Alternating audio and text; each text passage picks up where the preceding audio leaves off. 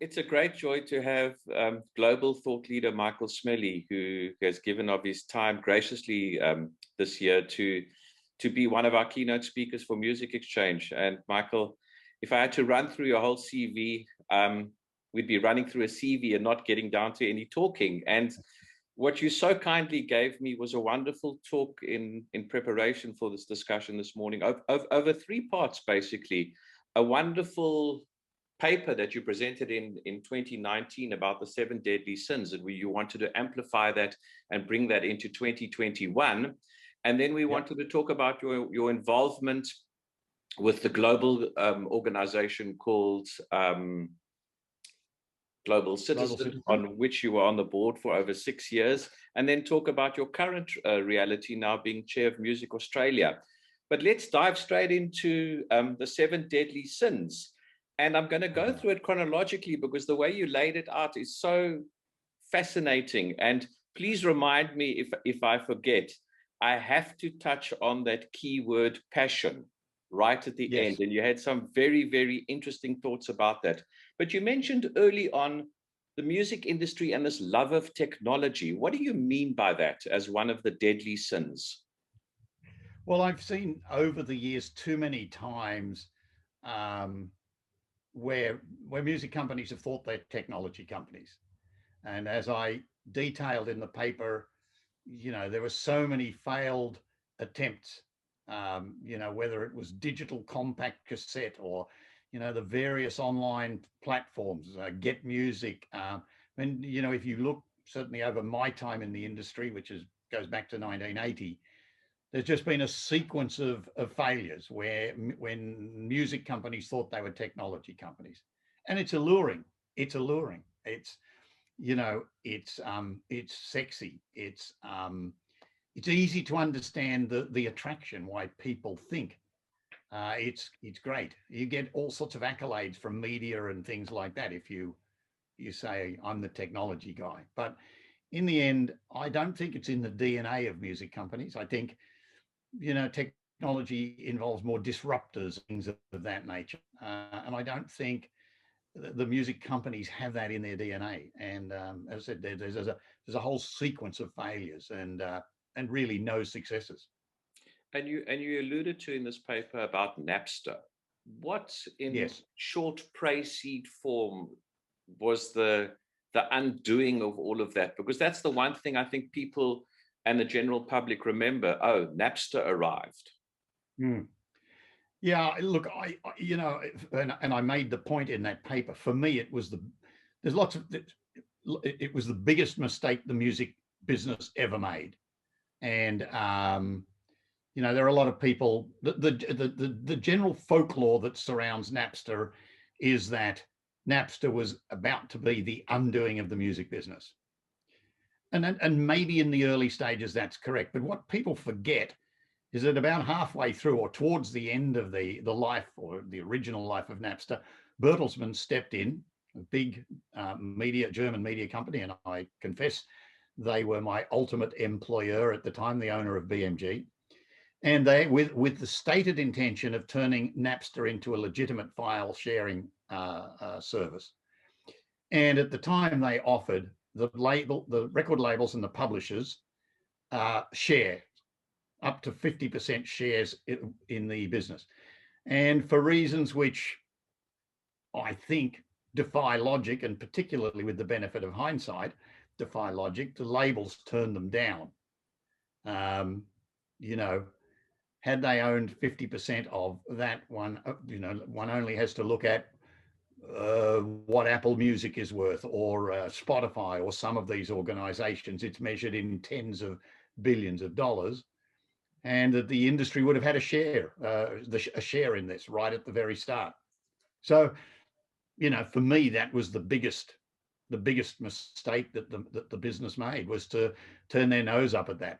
And I think it was because, again, it goes back to the previous point, they partially thought they were smarter and they knew technology and they were going to develop their own technology. And again, history shows they failed. You talked about Spotify and Apple. Is that, and I use very much in parenthesis, the saving grace for the industry nowadays that we've moved to digitization and the payment structure that happens for artists and labels?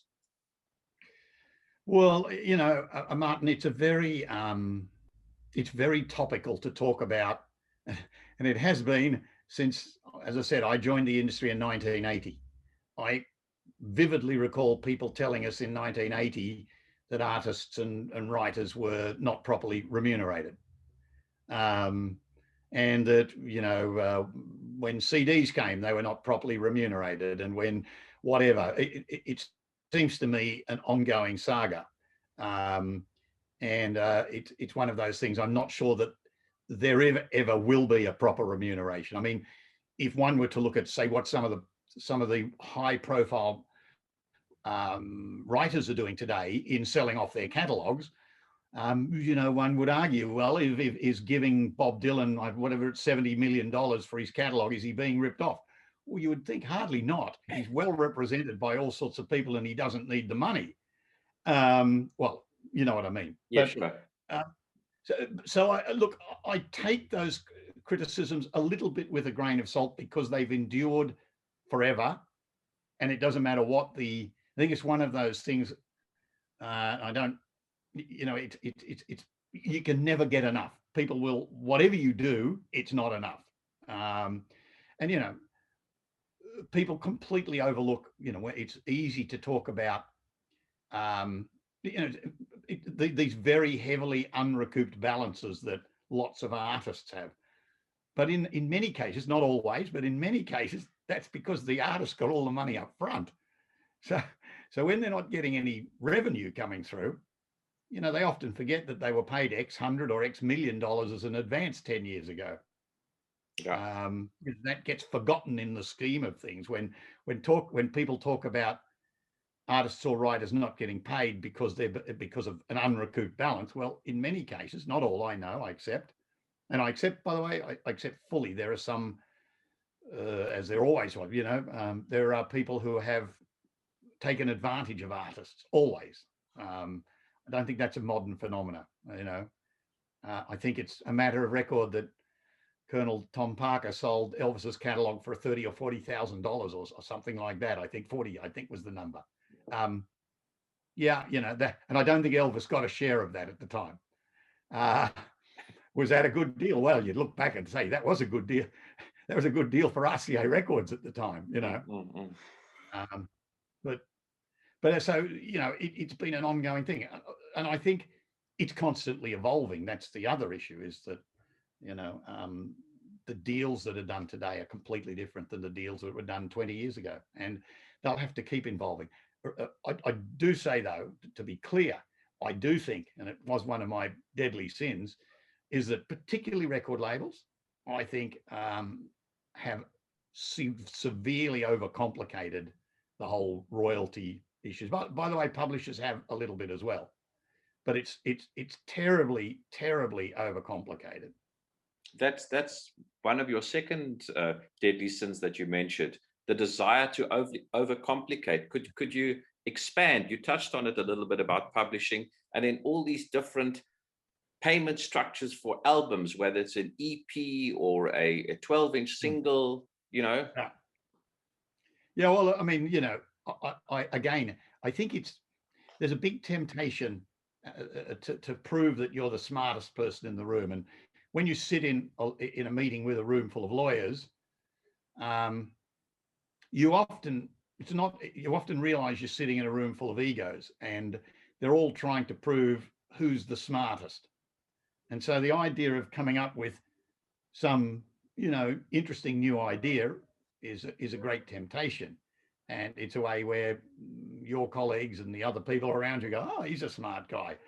Yeah, but in the end, they don't have to do all the administration and work it out later. It sounds like and I use the example of packaging deductions. Yeah, in 1950, it was a really smart guy. I don't know who it was, but probably the guy thought he was incredibly smart.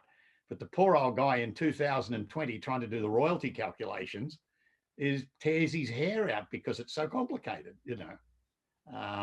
And I think it was frankly something that I regret not having had a greater effect on when I was in my role at BMG and at Sony.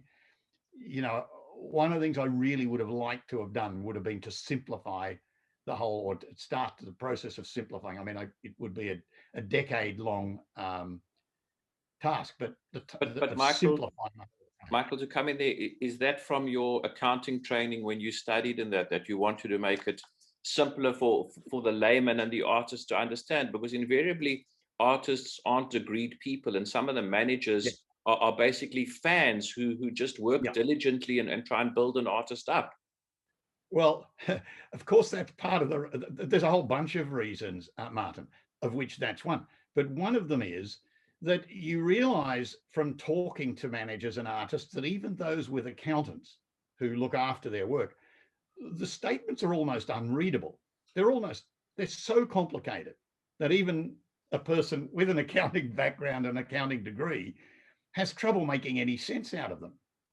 And so I think that in part breeds, and you know that this has existed probably the same in South Africa for as long as you've been in the business, there's a level of suspicion that exists between art, or let's say not just artists, because I think it exists on the publishing side and others as well. But if you like, the creators and the organizations that exploit those creations. So, you know, I think part of it was from me just trying to break that down, trying to, over a period of time, create a different level of relationship, a different level of trust. So I can also tell you that I think we at the time we employed about 80 people, or 80 or 90 people in the royalty department in New York. It's like, you know, that it gives you an idea of how complicated this is. So, I mean, I was being selfish because I would have liked, perhaps if I could only have had 30 people or whatever it is. I think there were benefits for the artists.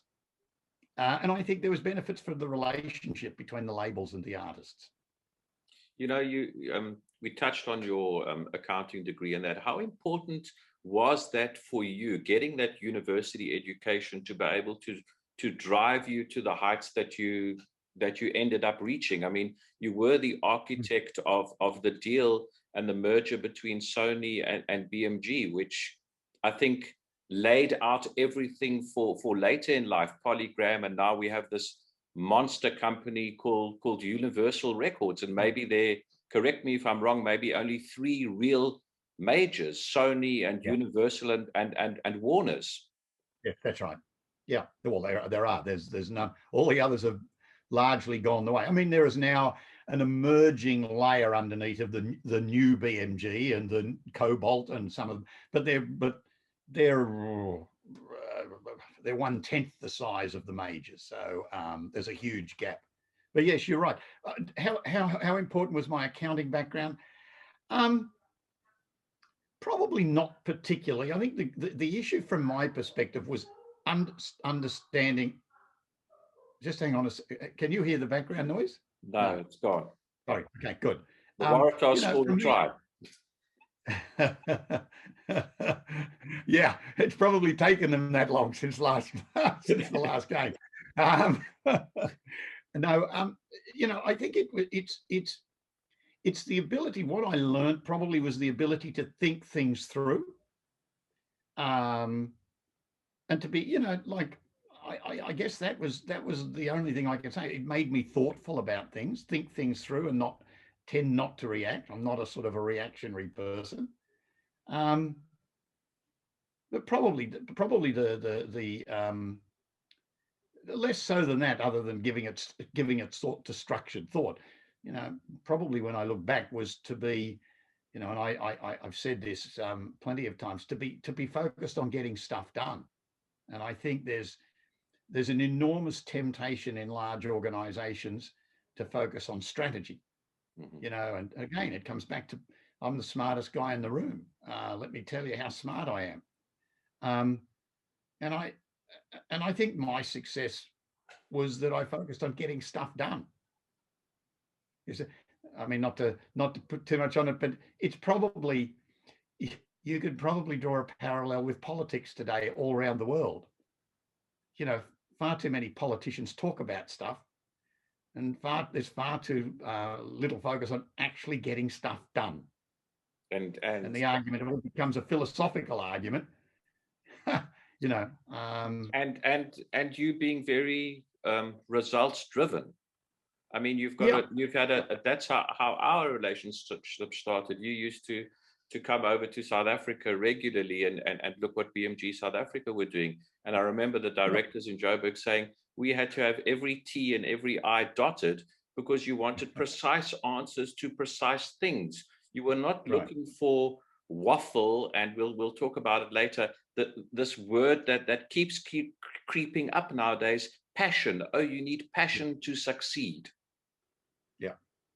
Well, it's interesting. As I said, you mentioned it earlier, and I didn't disclose this in the paper, but I probably can publicly disclose that the person who made that statement that I quoted, that passion is the most overrated attribute in the music business, was Rolf Schmidt-Holtz, who and who was the chairman of BMG and the chairman of Sony BMG subsequently. And he was an outsider.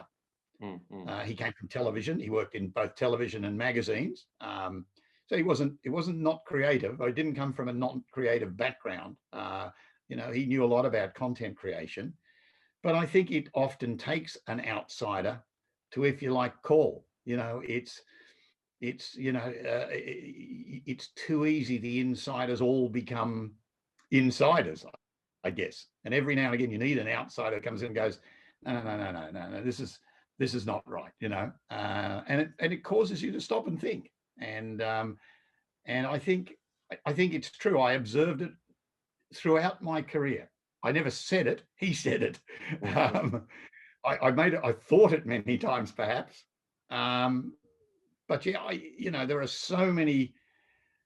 I can think of so many employee reviews. I can think of so many company reviews where mediocre performance was justified because people had a great passion for music or a passion for this artist or whatever.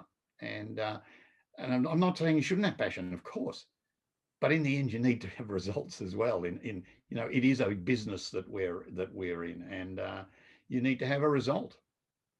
You talk about it being a business, and then in this third deadly sin, you mentioned customer nonchalance. And in reading the quotes underneath it, I found it fascinating that the record industry is not very good at capturing data to direct sell to the person, your ultimate consumer. Well, they know, generally, if you exclude, you have to be old, Martin. I don't know whether you're old enough, but probably not many of the people who see this interview will be, to remember record clubs. For my sins in the 1980s, I was closed them down in a number of countries, but they were direct marketing organizations. And Sony had one, and Warner had some, and Polygram had them, and we all had EMI had them. We all had these direct marketing organizations. And that's all they did. They knew consumers. They were like KTEL and like, I'm sure you have them in South Africa. These people who are on the television always selling you stuff only available, but wait, there's more. And, these people who all they do is sell to consumers. They know consumers inside and out.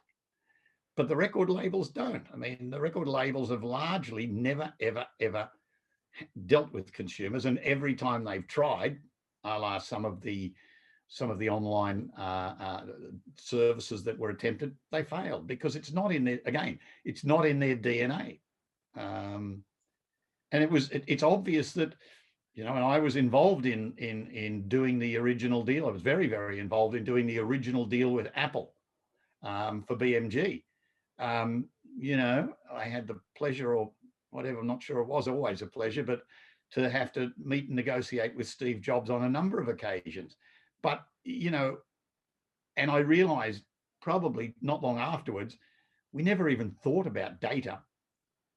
And he did. He and his folks were thinking about it all the time. We didn't really think about data in those customer data. You're telling a wonderful story here, and I want to dive a little bit deeper. Was he a tough negotiator? Was it very results driven, those discussions? that's a tough question because you know, my interactions with Steve and his people, or with Steve particularly, were people have said that he was bipolar, and if that were to be the case, I can tell you that our negotiations covered both. He was incredibly charming, incredibly attentive, incredibly intelligent on a number of occasions, and he was just rude and bombastic. And he was a he attempted to be. I'm not easily bullied, but in modern day parlance, he was a bully on a number of occasions as well. So I can say I've experienced both sides of him. Well, he was clearly a stunningly good salesman, and I think I quoted in the paper, they clearly understood consumers in a way we didn't. And I think I talked about the arguments we had over pricing with Yes. the original release of the Apple Music Store.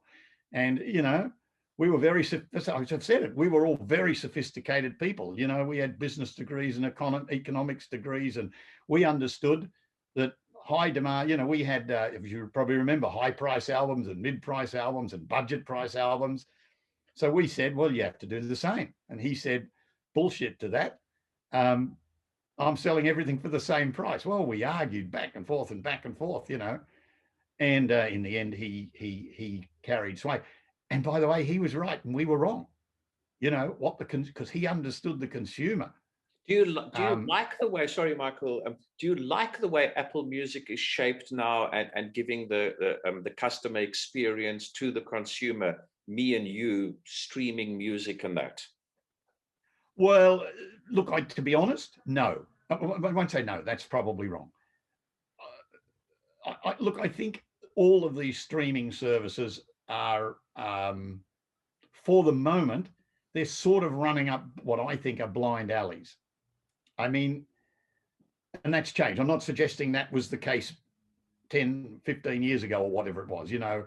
But I think I'm like most consumers. I mean, there are, I know, because every now and again I get a statistic that, you know, I listened to 180 different tracks in 2020. I know, actually 200, I think it told me today, 220 different tracks or something like that in 2020. And so, and I think most consumers, like I'm not a heavy consumer of music. I listen to it, you know, I listen to radio a lot, but mainly I listen to stream when I'm in the car. But, you know, the fact that they've got 30 million tracks doesn't really help me, because even in my wildest dreams, there couldn't be more than 100,000 that I would be interested in. So to try and differentiate yourself by saying I got more tracks isn't helpful. You know, I've seen in the last year or two, they're increasingly value adding, you know, by using podcasts and things like that. I mean, I think, and I've seen this from the art world. I mean, if I can use the analogy, why would anybody want to go to an art gallery and look at Van Gogh? I can look in my computer and look at every painting he ever made. But I've been to exhibitions. There was one in Melbourne not that long ago for Van Gogh, and there were thousands and thousands and thousands of people there. It was like going to a football match almost. There were so many people. And I walked out afterwards. I thought, why? What was it? And I realized that it wasn't just the paintings, but it was the way it was curated. So there was a room with, it was seasons. So there was the winter, the spring, the autumn, and the summer. And they were in different rooms, and there were stories about him.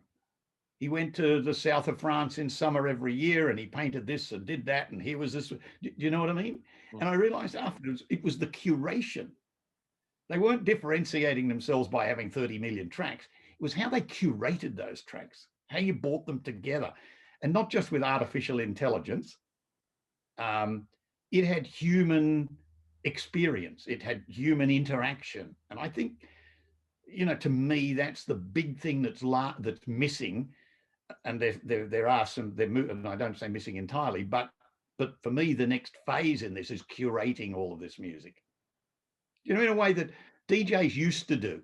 You know, there used to be a guy, he would choose his own tracks. He was Joe Blow, the rhythm and R&B man, and he was on at 6 o'clock every Sunday, and he did an hour or two, and people listened to him because he knew what the new R&B, he talked about that kind of thing. I think you touched on the key point. While we all love music, it's that curation. It brings things together. I listen to something that you might talk about, or Jason shares something with me that I might like. Has that, with all this artificial intelligence, is that the new way forward, that we've been missing that curation, that human touch, that reading the sleeve notes, reading the gatefold, seeing who did this, seeing who did that? And absolutely. And I think it even plays to, I remember at school, you would go to, when I was a teenager, you'd have watched it was called Countdown here on Saturday night. And Molly Meldrum, who was the darling of music television here, would tell you about the new, the new track from, who would it have been in those days? I don't know. I can't remember, Gary Puckett and the Union Gap. I don't remember it, but and he would, or Creedence Clearwater Revival. There's a new track coming out. I'll play you a sneak preview. What would you talk about in the class at the playground on Monday when you went to school? Oh, I saw Molly Meldrum. There's a new track coming out from Creedence. It's, you know what I mean? I've got a little bit of knowledge that you don't have, if you know what I mean. So, I think, look, I think that's a really important component. And I think curation is, if you like, to me, it's an important next phase, and it's a value add. I think people will pay for that.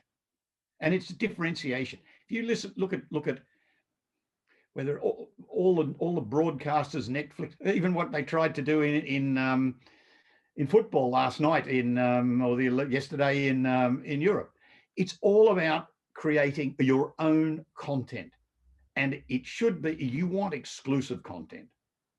So, every single streaming service in the world has got Imagine by John Lennon.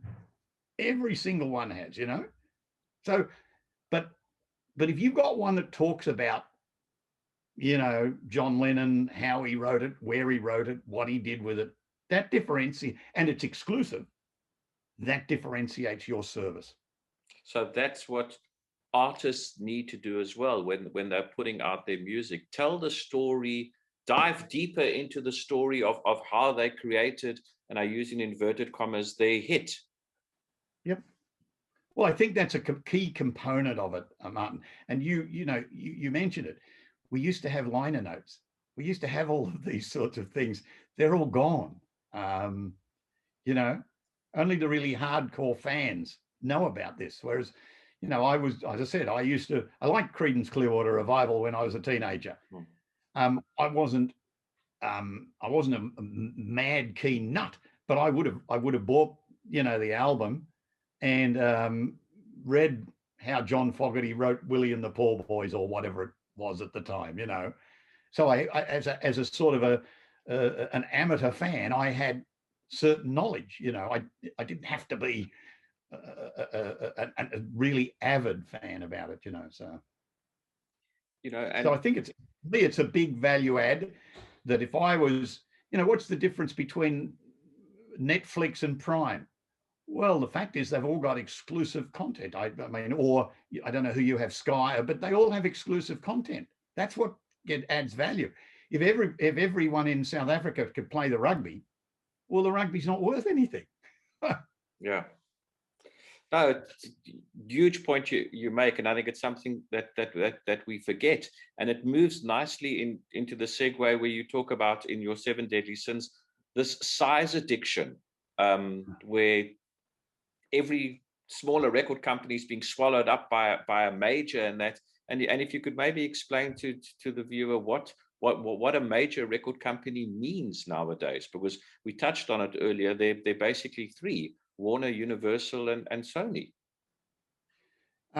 Well, yeah, I guess it's changed a lot. I mean, in my entire career, well, certainly most of it, there was pressure to grow and acquire and get bigger. Why? Because of economies of scale.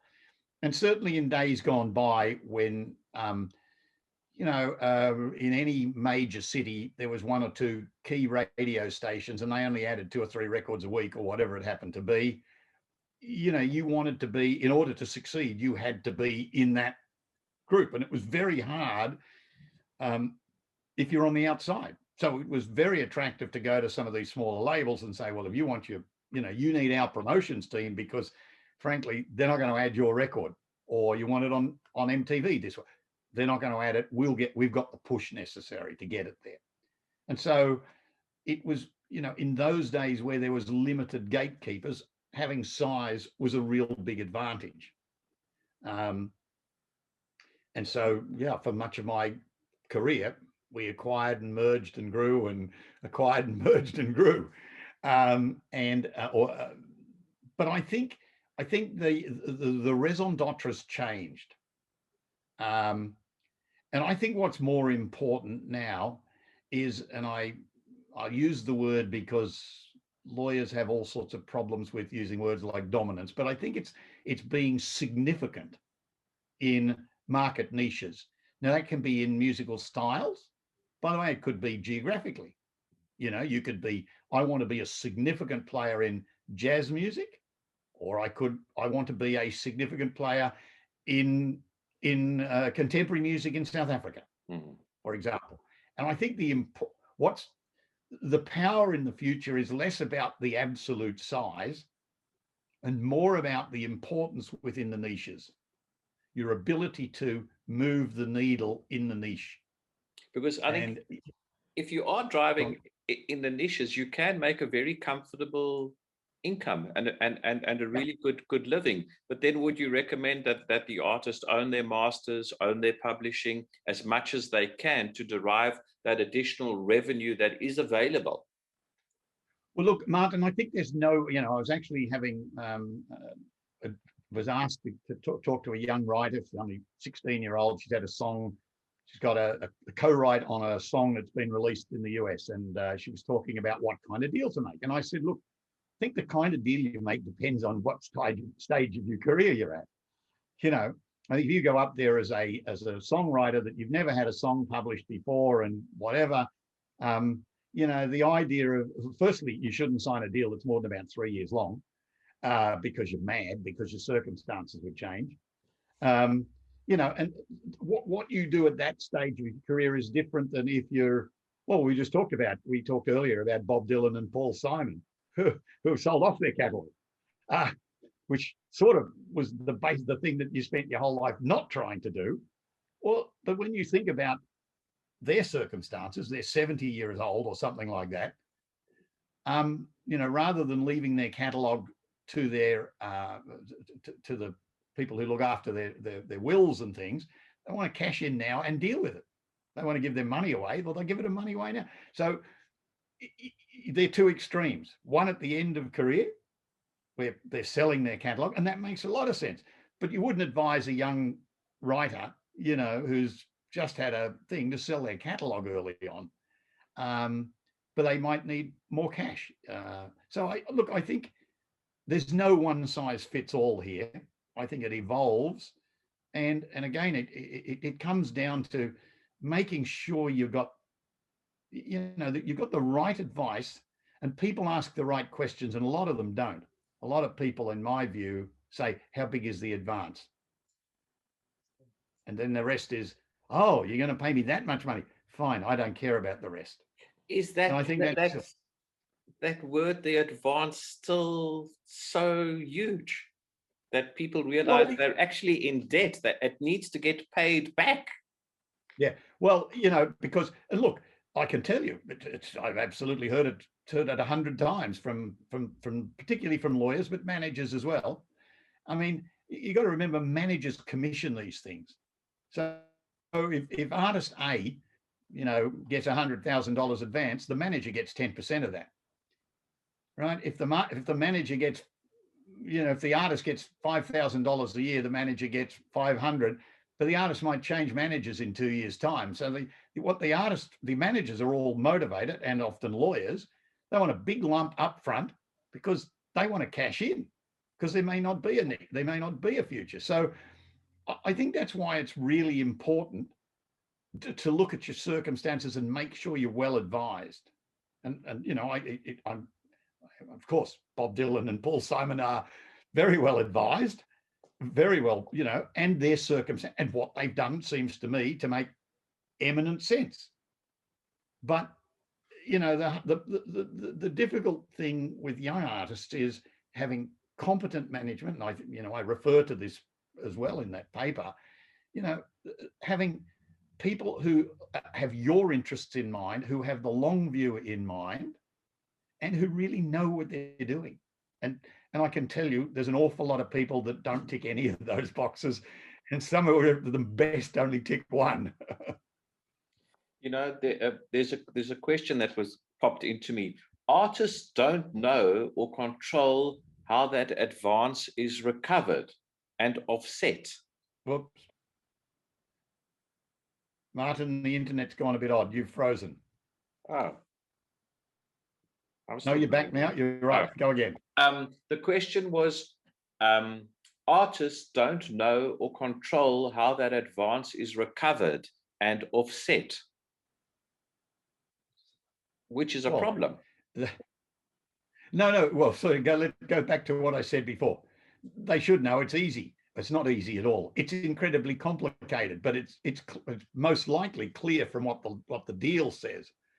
But when you get a royalty statement, particularly if you have a bit of a hit all around the world, and it's got, you know, it might go to 30 pages or something like that because it's on a compilation and it's been and it's a bit from Spotify and then something here and there's something there, and no one can make head and a tail out of it.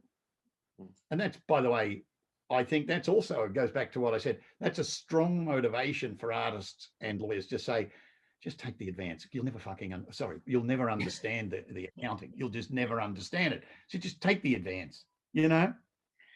Sorry about that. Sorry. No, I wanted to go back when you were talking about BMG and size and everything else. There's one record company, and particularly bringing back to a South African reference, because you worked closely with two South Africans, one Charles Goldstock, who was our keynote speaker last year, yep. and then another gentleman who had a company called Jive, a gentleman by the name of Clive Calder.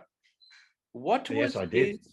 I believe he's very reclusive, and I'm being polite, but what was his magic and genius? Because that era of music, we're talking the whole Backstreet Boys, Britney Spears, et al., was magnificent in the growth of music worldwide. What did Clive have? Well, I think I don't really know the answer to that, other than, you know, he was a very smart person. He had an incredible mind for detail. I think he surrounded himself with good, perhaps not brilliant, but certainly good people. And I think, you know, he was a driven kind of person. You know, he worked long hours, and he was ambitious. It's something that you South Africans have in common. I mean, I can tell you, I also worked very close. In fact, one of the key mentors in my life was a guy called David Fine, who was the late David Fine, who was he was the worldwide head of the IFPI. He was the CEO at Polygram, but he came from Gallo. And also another one, Bruce McKenzie, who was my boss for a short period of time, who also came from Gallo. So I've had lots of South Africans that I've interacted with over the years, and I'll tell you what, they all have, the ones I've come across, an incredible work ethic, and they're driven. And Clive had both of those. Remarkable. Yeah. Talking about this, another one of the deadly sins you brought up, global fixation. Yet you mentioned so eloquently earlier, rather look at the niche as opposed to this global fixation. Is it still what artists want, this global worldwide hit? Yeah. Yes, look, the answer to that is, almost any artist that you want to work with. See, I remember Clive Davis, Clive Davis, the founder of Arista Records and a legend in the business who worked for us at BMG and at Sony, saying, when I see artists, can I imagine them at Madison Square Garden or at Radio City Music Hall? That's what I think. And I think you say the same if you go and see an artist in Australia or you're at Cape Town or something looking at an artist. One of the things you think about is, can I see this artist going all the way? Is this an artist that I could see, playing at Radio City Music Hall or whatever it happens to be? So I think, and if you don't have that ambition, I think it's really hard to get somebody to invest, their time and money, to help you out. I have said over the years to artists, my role in the record label is to get, whatever my X thousand people that I had working for me around the world, over the next 3 weeks or month working on your song, right? Are you prepared to work as hard? So if the answer is yes, then I'm fine. I'll get my people and I'll whip them and get them going. But, I'm not going to do that if you want to sit in your hotel room and drink pina coladas, or, it's too far to travel, or, you mean you want me to get up at 7 o'clock to do a radio interview? Oh, no, that's too early. Well, then I've said to people, well, I'm not going to ask 5,000 people around the world to prioritize you if you won't get up at 7 o'clock to do a radio interview because it's too hard.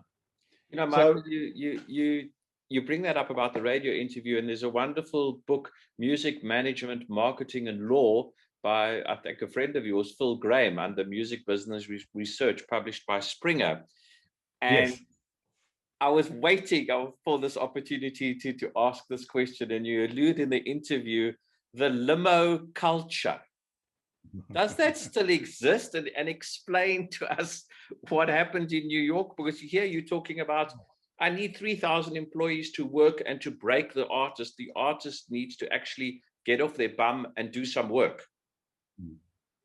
Yeah, well, look, I think the limo culture issue, I remember it vividly. I mean, I worked for BMG, who was owned by Bertelsmann, which is a German company, and the people were very smart, hardworking Germans. When I first went to New York, BMG was losing a lot of money, and to the point that Bertelsmann were actively trying to offload the company. And they, in fact, were in the middle of, I think it's a matter of public record at the time, they were in the middle of discussions with EMI because it was losing money. And I remember the chairman of the CEO at Bertelsmann coming to our offices in New York at, 5 o'clock in the afternoon. And he said, he noticed there were 12 limos. And of course, there's everywhere in New York, that, but there were 12 limos lined up outside the front of the building, waiting to pick staff up to take them somewhere.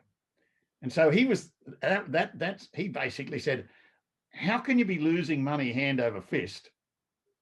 And yet you've got this lineup, they're all, because you're paying for them by the minute. These guys are spending hours sitting there just waiting for you guys to turn up. I mean, what's going on here? And I think I've seen lots of things like that in my lifetime in the music business. And I think there are too many people in the music business who think it's about, and I'm talking not about the artists here, but the executives, that it's about them. And it's not, it's about the artists. And it's too many of them spend too much of their time focusing on, their contract and how much they get and how big their limos are and those sort of things, and not on, not on, frankly, generating business.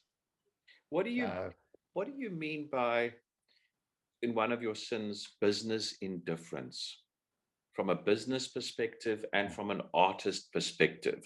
What are the traps that the artist falls into? Yeah. Well, let me just put that in historical perspective. I mean, if you look at the development I'll just say the recorded music business for the moment, but I think it applies. You know, in the 50s, 60s, and maybe 70s even, I think it was almost I was almost a sort of an art. No, not an art. It was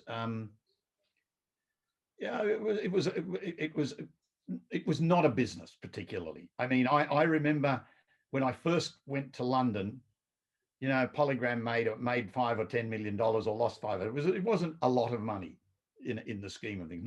Now we're talking billions. So you know, it was a craft more than an industry, I think.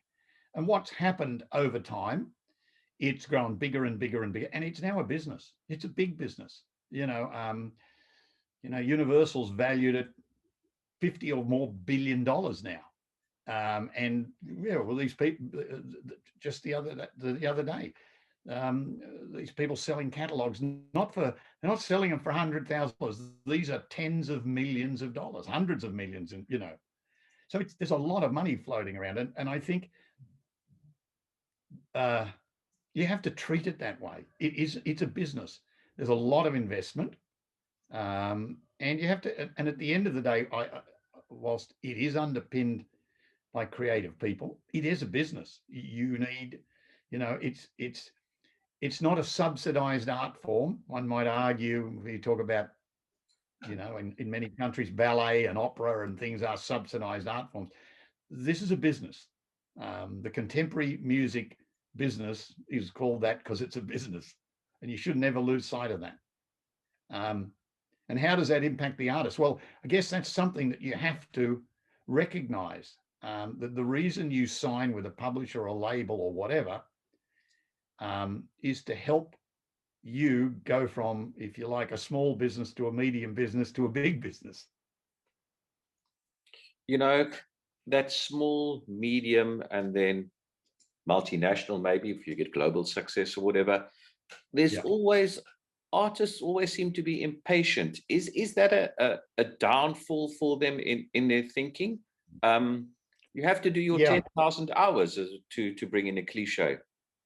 Yeah, no, look, I agree with you, and certainly if I look at, you know, I think in Australia, I think it's probably fair to say that INXS has been by far our most successful international, and that was hard work. I mean, I know about it very well. I mean, I worked for a short period of time for Chris Murphy, who was their manager. I worked at Ruart, and looked after INXS's publishing and things like that. You know, I know that story pretty well, and that was hard work. And of course, they were talented musicians. But you know, and there's been a number of films written about it there, and I think that I know the characterization is, you know, many times they said, "We're over it. I'm sick and tired of being on the road in Nowheresville, America, in the back of a van, and I'm playing another gig. I want to go home and see my mother or my wife or my daughter or my, you know, whatever." And you know, they kept at it, and their manager drove them, and that's why they succeed. I mean, that's certainly they clearly had talent, but it was that work ethic that I think that made the difference, and I think that's lost on a lot of artists that I've spoken to around the world. It's not that easy. I mean, you know, as I think I use the analogy again, there are more gold medals handed out at the Olympics than there are gold records handed out by the RIAA in America. We all know how difficult it is to get a gold medal at the Olympics, and you know, we all know how hard it is and how much people sacrifice, and they get up at 6 a.m, or they're swimmers and they train twice a day, or you know, whatever it happens to be. It's hard work, and I think that's often lost on artists. Of course, you need wonderful artistry, but that's not enough. You have to work hard too, and I think that's lost on a lot of people. You know, talking about working hard, there's a young artist, Milan Rendell, who sent me a question, and it ties in beautifully to what you were saying about working hard.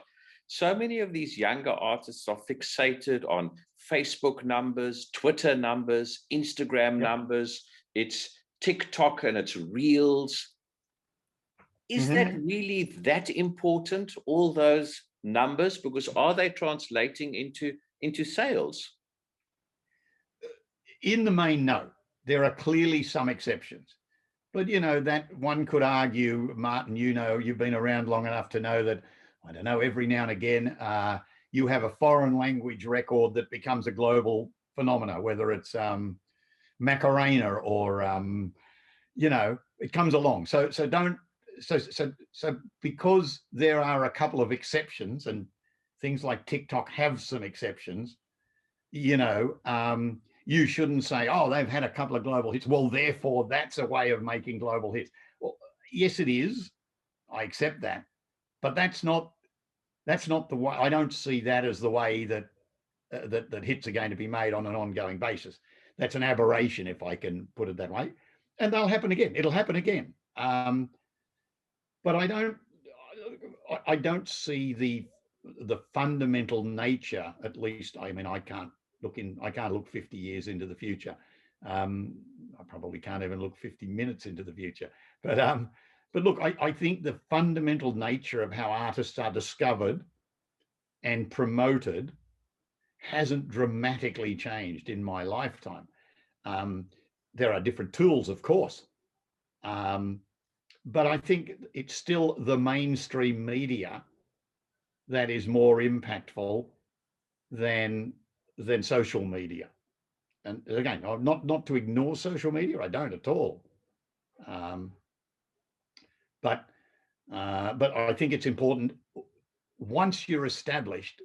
Do I think it's important for Beyonce to build and communicate with to her community? Absolutely, it is. That's expected, but that's not how you get there. I don't think that breaks you. What breaks you is the core of the business, as you spoke right at the very beginning, finding that piece of art that people like and enjoy, that 3-minute, 52-second piece of art. Yep. That's the bottom line, Absolutely. is it not, at the end of the day? Well, it has to be supported, Martin. It has to be. You need marketing support. You need, and that, the people have been, almost for my business lifetime, people have been predicting the end of major record labels. I don't see that happening any more than I mean, what's Nike? It's a powerful global marketing organization. Well, that's what Universal is. And, I'm sure Lucien Grange would say what I said. I've got, I don't know how many, 10,000 employees around the world. And next week, we're all going to work on the Katy Perry record or whatever it is. Well, don't assume that won't move the needle. It will. And in the same way that if Nike put out a new shoe, or any of these global marketing companies, they put out a new shoe and they decide they're going to promote it all around the world, well, the needle moves. The needle moves, And I don't think that'll change. It absolutely does. And while you're talking about those massive marketing machines, there was another interesting question with artists, some being much younger, coming through and having global success and making oodles amount of money. Mental health and financial advisory packages and that, should that be worked into the contracts of artists to look after their well-being? Because the pressures are so much bigger because of all the prying eyes with social media and that. And I think, well, let me first say it's absolutely an issue. No doubt in my mind about that. I often try and think what I would have been like as an 18-year-old if somebody gave me $1 million. I'm sure I'd have killed myself. I'd have probably bought a Ferrari and wrapped it around a tree, and I'd be dead. And there are so many examples, because kids are not brought up like that. I certainly wasn't, and I don't know many people who are brought up. Most kids are not brought up on how to manage money and things like that. For them, a couple of $1,000 is a lot of money when you're 18. As I said, it's no surprise to me that, you give an 18-year-old hundreds of thousands of dollars, that stupid things happen. That's just the nature. So I think what's missing out of that is a sense of that responsibility. I'm not sure it should be the label's responsibility. I'm not saying it shouldn't be, by the way. Maybe there's a shared responsibility. But I do think some of the smarter managers I have seen over the years have set their artists up with, if you like, retirement funds. So as they've got older, they've made investments that give them long to, they haven't gone out and bought restaurants and things that flashy things, they've gone out and invested in government bonds or whatever, but long-term steady, you make 5% a year for the rest of your life, but they're boring. And I think that whole issue is an important issue. It's whether it's entirely for the record labels, I'm not sure, but I think it's something that should be talked about. We have in Australia a thing called a national superannuation scheme. So everybody who works, it's compulsory. You put a certain amount of money away every week, and you can't get to it until you're 60 or 65, other than in very exceptional circumstances. If your health is you're going to die or something. But it's a general rule. But artists miss that because they're not employees. So the idea that things like that should exist, so that artists don't have to be, they're 65 and they've still got to go out and play gigs because they've got no income, got no money. And I don't think that's right. And I think that, that should be, I think it's a management responsibility more than a label, but I think there's certainly a role for labels. And by the way, collecting societies and all sorts of other those kinds of organizations to play a role. Because and I know, I've seen too many artists who might have been successful when they're 20. By the time they're 50 or 60, they've got no money, nothing, absolutely nothing to show for it. Often because of their own stupid decisions, but also because, as I said, when you're 20, you make stupid decisions. I think we all have, and I think it's true. So why should we not? I think we should consider that. And again, I can think of a couple of smart managers who have done that for their artists, have ensured that they had, when they made lots of money, half of it went to long-term investments, kind of thing, Mm-hmm. And I think it's a wonderful way to end this part of the discussion. If I could kindly move on to chat about something. And you came to Cape Town, and I remember we had a glorious dinner, and you were telling me about Global Citizen because you saw the event in Johannesburg in South Africa.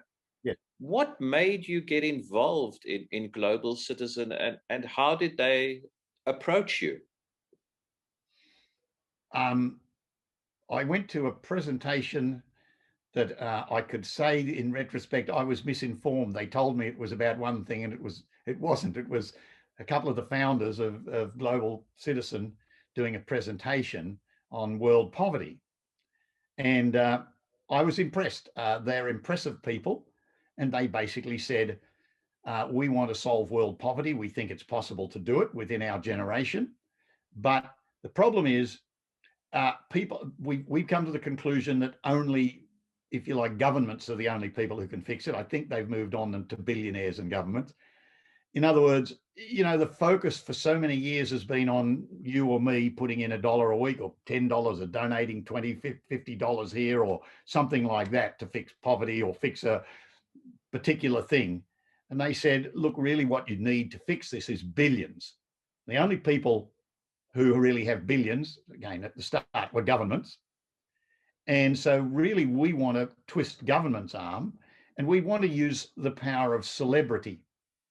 And at that stage, Hugh Jackman, the Australian actor, had agreed to help them out. And that's really how it started. They wanted to do a music event. Now, they had done one called Make Poverty History in Australia, but they wanted to do music events. And so when they talked to me about it, it was so funny. They were based in Melbourne. And I said, at that stage, I said to them, so what's this organization? It's Global Citizen. Where are you based? Melbourne. And they said, Melbourne. I said, well, what's global in Melbourne? I mean, There are one or two things, mining companies and that, but anyway, BHP's got their headquarters there, so it's unlikely that anyone from BHP will be watching this. So no insult intended.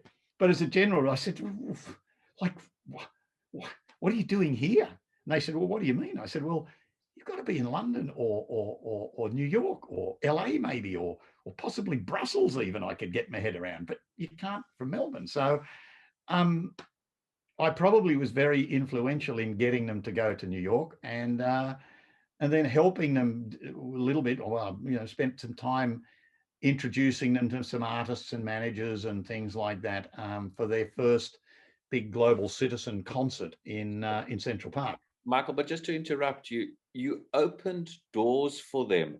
What was that you saw in them that they had that maybe other people in your mentorship that you have done with people that you said, no, you don't quite work, but these guys do in Melbourne? Yeah.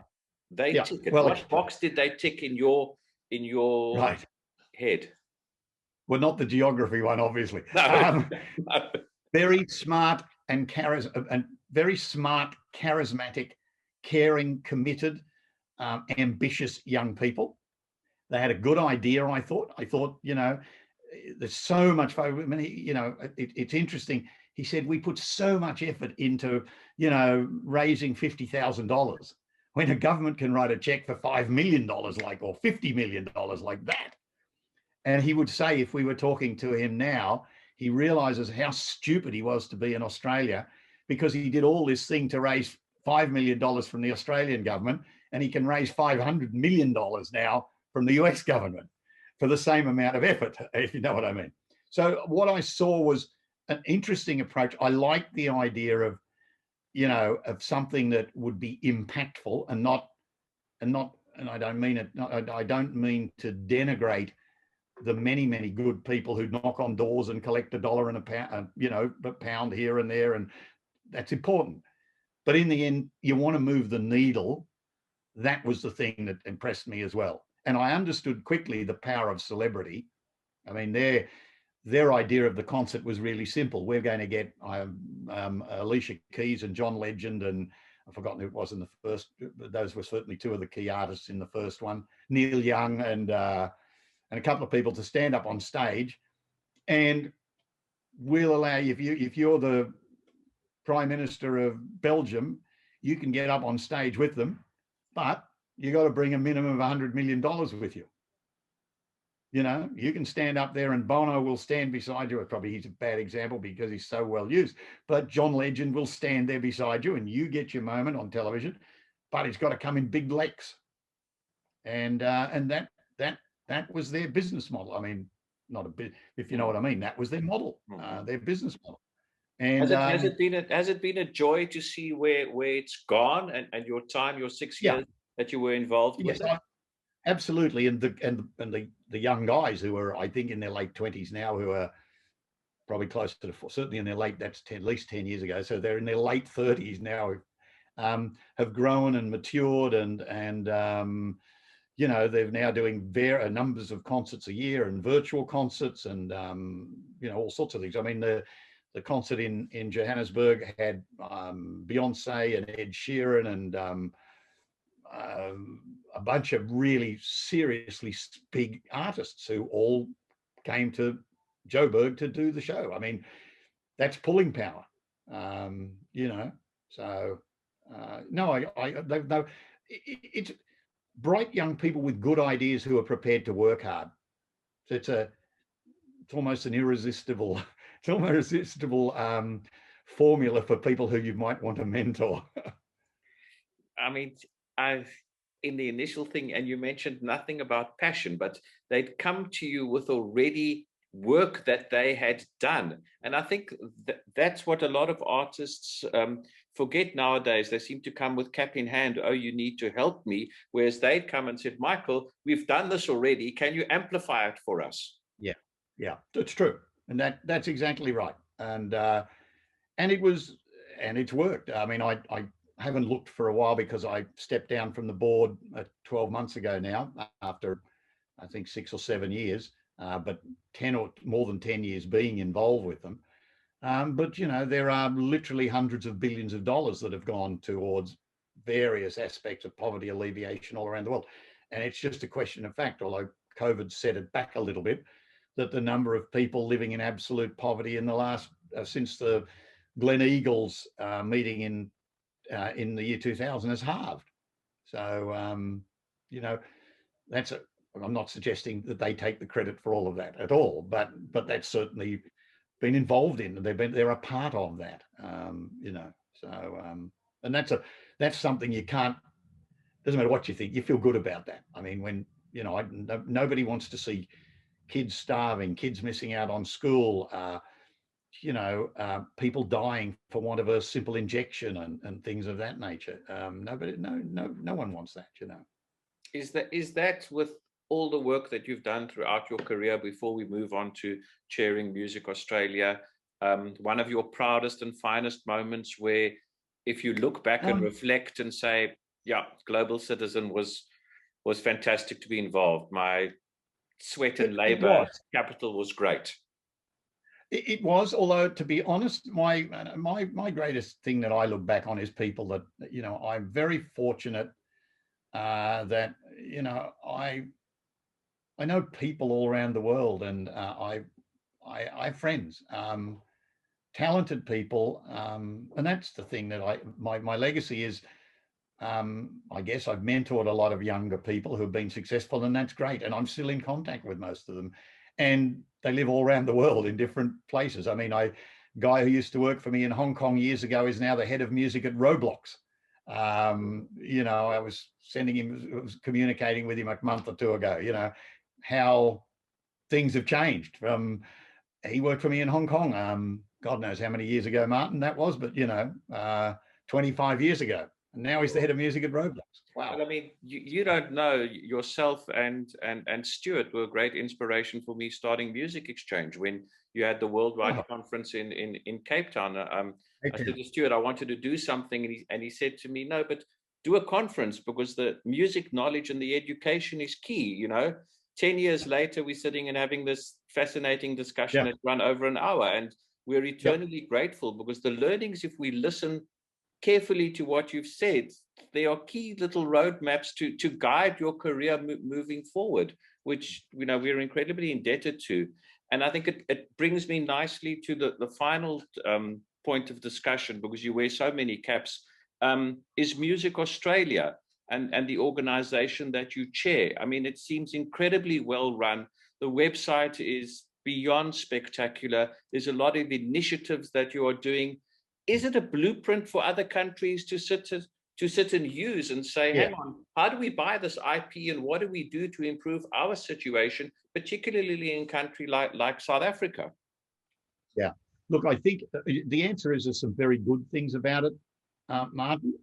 I mean, to me, the world's best practice in this probably is Music UK, or UK Music, I think it's now called. We're I won't say we're a pale, but we're a long way from reaching that. I mean, the two key things that we do at Music Australia is, one is we've run for a number of years now, I think 15 or so. I think it's the world's biggest children's music program, and for many, and I'm sure this works in. I mean, I just guess, but I'm sure high likelihood is right. One of the things here is that many of the kids, particularly in the underprivileged areas and regional areas, have little or no music teaching. And we know that teaching kids music makes them better citizens. It's good for their mental state. It's good, makes them better thinkers. It makes them better citizens, a whole series of things. So this program has been, there's about 250,000 kids a year get a term of music lesson, or 2 terms of music lessons as a result of this. It's simplistic, but that's something. So that's a really good thing that we do. I think the second thing is that we're, how would I describe it? We're a meeting place, if that's we're like the local coffee shop or for music. I think we would like to be more like UK Music and say we're a powerful lobbying body. We're not. we're a lobbying, we're a point where people from intersect, whether they're music teachers, school teachers, perhaps music teachers, whether they're professional musicians, whether they're managers, whether they're writers, all sorts of things, but researchers at university, you know, the point of intersection. And that, from my perspective, that's a very powerful lobbying piece. I mean, the difficulty that I perceive in most countries, and we have it here in Australia, is the industry is still, or no, not just industry, but music is still fragmented. And particularly at policy level, it's heavily dominated by the not-for-profit sector. So, you know, government policy, and I don't know whether this would be the same in South Africa or not, but here the government policies are heavily influenced by, if you like, the opera and the ballet and these kind of the not-for-profit art forms, heavily subsidized art forms. And I think what we've tried to do in Australia as Music Australia, and we've had limited but a little bit of success, the Brits have done much better than we have, but is to try and turn it away from a discussion about subsidized arts and have the discussion about creative industries. So there are jobs in this, and there is money to be made, and there is export dollars, and there are, you know, and it's not, and if you do it right, it's an investment that will give you a return, both a financial return and a social return. Whereas largely, frankly, if we invest in ballet, all it will give us is a social return. Michael, there's no way we can make a profit on ballet. Michael, was there an empirical study, an academic study that you, Music Australia mandated a university or something to do to show the gravitas that contemporary music brings into the Australian economy? There's been various ones done. They've never been, it's never been as thorough as we would have liked, because frankly, we've never had the funds. We've had a couple of academics do various surveys on you know, what the potential could be if we became a significant exporter of content or music, and I mean, it can be songwriting, it can, or performers or recorded rights or whatever, it doesn't matter. I'm not being too specific here, but let's call it music content of some things. I mean, Australia makes up, and you can do the sums there, I can tell you, about between 1% and 2% of the world's consumption of music. But we provide less than 1/3 of 1% of the world's musical content. So the task should be, at least, that we've talked about, balancing that. If we consume, let's call it 1.5% of the world's music, we should be able to provide 1.5% of the world's music. But that would be a 5 times increase on where we currently stand. It's a big number. But so the potential for export is measured in billions of dollars. But you have to see it, you have to see policy not through the eyes of the subsidized sector, but you have to see it through the eyes of the for-profit sector. And that's why I think we've tried to shift the narrative here away from arts and more to creative industries. What are the challenges that Music Australia are facing this year with the global pandemic? Where would you like to see the discussion go? Well, it's been a big problem. Our school music program has collapsed because for much of Australia, singing was banned all of last year in schools and choirs and things. And so our funding for our school music program has collapsed, and just our general funding is completely collapsed. So we're in a very parlous situation this year, and we're in the midst of trying to figure out, you know, can we go on, how we go on, how we rebuild. But yeah, I mean, look, it's a perfect storm, if you like, and we shouldn't complain. We're no, you know, if you're in the live music business, you know, there are plenty of people whose livelihoods have been totally and utterly destroyed. So in saying what I said, I'm not complaining at all. We're in some respects much better off than others, but we're at a point where we have to rethink about what we're doing on an ongoing basis. But yeah, but I think that's if I had a piece of advice for the music business in most countries, not all, because there are some that do it really well, is you need to talk about creative industries much less than the art side of things. And closing off this discussion, wishes and aspirations for the next 12 months for yourself, and what would you like if you could see any change sort of overnight? And I know things don't happen overnight, but that wish list that Michael Smellie has. Well, I mean, the two things look, I have invested in a number of things and had more losses than profits, but I fortunately had one or two little profits out of the thing. If I was investing in something today, I would be looking at curated content. To go back to that, I think that's a big opportunity. Adding value and creating, as I said earlier, exclusive content that's well curated. And if you want to think of it if I can give you an example, just one that you would be familiar of, and it's an anecdote, but well, not an anecdote, it's a story. I was sitting in New York, and a couple of people, including Stuart, who came to me and said, look, I think that we can really do something with Elvis. So I went to the head of RCA at the time and said this, and he said, no, Elvis says we'd sell a million units, and no, we don't want any more. No, it's rubbish. It's not going to work. So the guys went away and came up with the idea of basically we're going to dry up all the Elvis and redo it all. We're going to produce him professionally. And you know the story, it was the Elvis ones, and it sold, I think, 14 or 15 million copies, and it had a #1 single, and Elvis was hip again. So instead of selling Elvis in the schlocks stores and things, getting rid of all the budget records, we made him a premium artist again because it was well curated. It was the curation. Also wasn't it? It was the same song. But it was I remember it clearly. But yeah. Also, wasn't there a wonderful marketing synergy? And you touched on earlier in the discussion with Nike, with that commercial. Wasn't it Adidas? Was it Nike? Yes, it was Nike. You're right. Yes, there was. Yeah, but that was all part of it. That sort of didn't. I suppose in part it was luck, but in part it was also good marketing. People going out and saying, we have to make Elvis hip again. We want to make him hip again, and we were able to do that. But I think that was a great lesson to me in what you can do with good curation if you think about it, and it's think about it and work at it and make it something interesting. Make it something. Give it a story.